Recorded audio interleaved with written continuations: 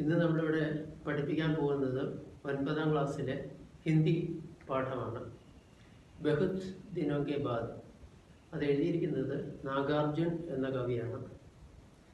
അപ്പോൾ അദ്ദേഹം വളരെ നാളുകൾക്ക് ശേഷം, അതായത് ബഹുത് ദിനോ കെ ബാദ് എന്ന് പറയുകയാണ്, വളരെ നാളുകൾക്ക് ശേഷം തൻ്റെ ഗ്രാമത്തിലേക്ക് വരികയാണ്. അദ്ദേഹം എന്തെല്ലാമാണ് കാണുന്നത്?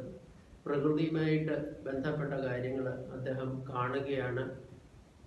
പിന്നെ അതിനെക്കുറിച്ചൊക്കെ ചിന്തിക്കുകയാണ്, എല്ലാം ആസ്വദിക്കുകയാണ്. ഒരുപാട് നാളുകൾക്ക് ശേഷമാണ് വരുന്നത്. അത് പ്രത്യേകം ഓർത്തോണം.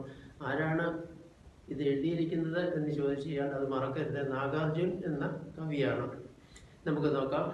ബഹുത് ദിനോ കെ ബാദ് അബ്കി മേനെ ജി ഭർ ദേഖി പക്കി സുൻഹലി ഫസലോ കി മുസ്കാൻ. പക്കി എന്ന് പറഞ്ഞാൽ വിളഞ്ഞു നിൽക്കുന്ന, സുൻഹലി എന്ന് പറഞ്ഞാൽ സ്വർണ്ണ നിറമാർന്ന, ഫസൽ എന്ന് പറഞ്ഞാൽ വിളവ്, മുസ്കാൻ പുഞ്ചിരി. വളരെ നാളുകൾക്ക് ശേഷം തൻ്റെ ഗ്രാമത്തിലേക്ക് വന്നപ്പോൾ വിളഞ്ഞു നിൽക്കുന്ന ആ വിളവുകളുടെ ഒരു പുഞ്ചിരി അദ്ദേഹം കാണുകയാണ്. ആ വിളവുകളുടെ പുഞ്ചിരി കണ്ടു കഴിഞ്ഞാൽ എന്ന് പറയുകയാൽ എല്ലാം അങ്ങനെ വിളഞ്ഞ് പാകമായി നിൽക്കുകയാണ് എന്നർത്ഥം. സ്വർണ്ണ നിറമാർന്നതാണ്. കവി ഹൃദയത്തോടു കൂടി പറയുമ്പോൾ അതിനൊരു പ്രത്യേകതയുണ്ട്. നമ്മളൊക്കെ ഇതൊക്കെ കാണുന്ന പോലെയല്ല. കവി പറയുന്നത് കുറച്ചുകൂടി ആഴത്തിൽ ഉള്ള ചിന്തകളിൽ നിന്ന് ഉരുത്തിരിയുന്നതാണ്. അത് ശ്രദ്ധിച്ചോണം. അപ്പം ആദ്യം അദ്ദേഹം ആസ്വദിച്ചത് പുഞ്ചിരിച്ചു നിൽക്കുന്ന സ്വർണ്ണ നിറമാർന്ന വിളവുകളെ കുറിച്ചാണ്. അതാണ് അദ്ദേഹം കണ്ടത്, ദർശിക്കുന്നത്. ആദ്യത്തേത്. രണ്ടാമത്തേത് ബഹുത് ദിനോ കെ ബാദ് അബ്കി മേജി ഭർ സുൻ പായ താൻ കുട്ടി കിശോരിയോ കി കോകിൽ കണ്ഠി താൻ. അതായത് കിശോരി എന്ന് പറഞ്ഞാൽ ബാലികമാർ. ഈ വിളവുകൾ, കോകിൽ കണ്ഠി എന്ന് പറഞ്ഞാൽ മധുര ശബ്ദമുള്ള, താൻ കുട്ടിന എന്ന് പറഞ്ഞാൽ നെല്ല് കുത്തുന്ന ബാലികമാരുടെ മധുരനാദം കേട്ടു. ആദ്യത്തേത് കണ്ടു, രണ്ടാമത്തേത് കേട്ടു. അപ്പോൾ ഈ ബാലികമാരുടെ സ്വരം, ആ ശബ്ദം കേട്ടു. താൻ എന്ന് പറഞ്ഞാൽ നാദം അല്ലെങ്കിൽ സ്വരം, അത് കേട്ടു. ബഹുത് ദിനോ കെ ബാദ് അബ്കി മേനെ ജി ഭർ സൂന്ധെ മൗൽസിരി കെ ദേർ ദേർ സെ താസെ ടട്കെ ഫൂൽ എന്ന് പറഞ്ഞാൽ, മൗൽസിരി എന്ന് പറഞ്ഞാൽ ഇലഞ്ഞി, സൂന്ധിന സുഗന്ധം ലേന, താസെ ടട്കെ എന്ന് പറഞ്ഞാൽ പുതുമ നിറഞ്ഞ. വളരെ നാളുകൾക്ക് ശേഷം കവി തൻ്റെ ഗ്രാമത്തിലേക്ക് വന്നപ്പോൾ ഇലഞ്ഞിപ്പൂക്കളുടെ ഗന്ധം ആസ്വദിച്ചു.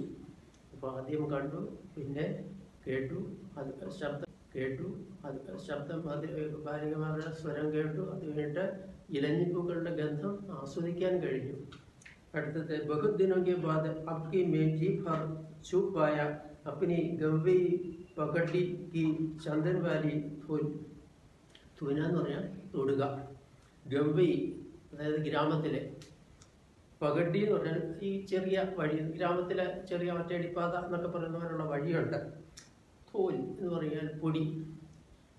ആ പാതയിലൂടെ വന്നപ്പോൾ അദ്ദേഹത്തിന് ആ സ്വർണ്ണ നിറമാർന്ന അല്ലെങ്കിൽ ചന്ദന വർണ്ണമുള്ള, ചന്ദനത്തിൻ്റെ മണമുള്ള ആ പൊടിമണ്ണ് അദ്ദേഹത്തിന് സ്പർശിക്കാൻ സാധിച്ചു, തൊടാൻ സാധിച്ചു. ഇനി അടുത്തത് ബഹുത് ദിനോ കെ ബാദ് അബ്കി മേനെ ജി ഭർ താൽ ഖാന ഖായ ഗന്നെ ചൂസയ്ക്ക് ഫർ എന്ന് പറഞ്ഞാൽ വീണ്ടും വളരെ വർഷങ്ങൾക്ക് ശേഷം വന്നപ്പോൾ എന്താണ് അദ്ദേഹം, ഗന്ന എന്ന് പറഞ്ഞാൽ എന്താണ്, കരിമ്പാണ്. പകട്ടി എന്ന് പറഞ്ഞാൽ, ഗന്ന എന്ന് പറഞ്ഞാൽ കരിമ്പ്, ചൂസിന എന്ന് പറഞ്ഞാൽ ഈ വലിച്ചു കുടിക്കുക, രസം, അതായത് കരിമ്പിൻ നീര് വലിച്ചു കുടിക്കാൻ അദ്ദേഹത്തിന് സാധിച്ചു. അത് കഴിഞ്ഞിട്ട് താൽ മഖാന എന്ന് പറഞ്ഞാൽ ഒരുതരം ഔഷധ ചെടിയാണ്, അത് ആസ്വദിക്കുക. അതുപോലെ തന്നെ ഈ കരിമ്പിൻ നീര് വളരെ വിശിഷ്ടമായിട്ട് അദ്ദേഹത്തിന് കഴിക്കാനും സാധിച്ചു.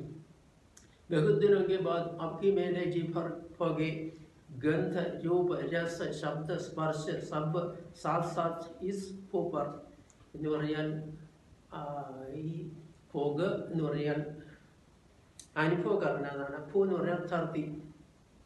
അപ്പോൾ ഇദ്ദേഹത്തിന് ഈ ഭൂമിയിൽ വന്നപ്പോൾ, ഈ വളരെ നാളുകൾക്ക് ശേഷം തൻ്റെ ഗ്രാമത്തിലേക്ക് വന്നപ്പോൾ എന്തെല്ലാമാണ് കഴിഞ്ഞത്, കാണാൻ കഴിഞ്ഞത് അല്ലെങ്കിൽ ആസ്വദിക്കാൻ കഴിഞ്ഞത്?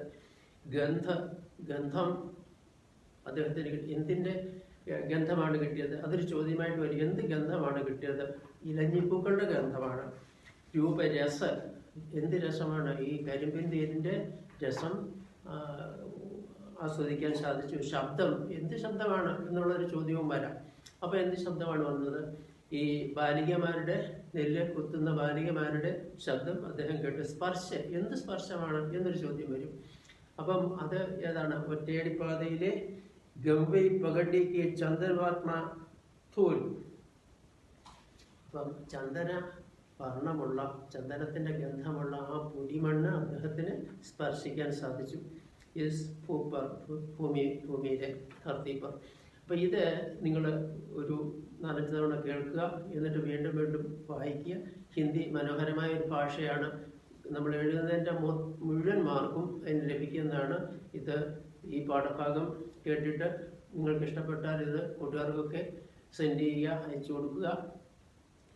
പിന്നെ ചാനൽ സബ്സ്ക്രൈബ് ചെയ്യുക. അടുത്തൊരു പാഠവുമായിട്ട് നമുക്ക് എത്താം. Thank you.